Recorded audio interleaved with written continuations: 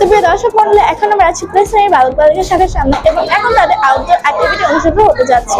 তো চলুন, এবং তাদের আউটডোর অ্যাক্টিভিটির বিষয়বস্তু হচ্ছে ব্যাগ গোছানো। তো চলুন তাদের আউটডোর অ্যাক্টিভিটিতে আমরা দেখে আসি।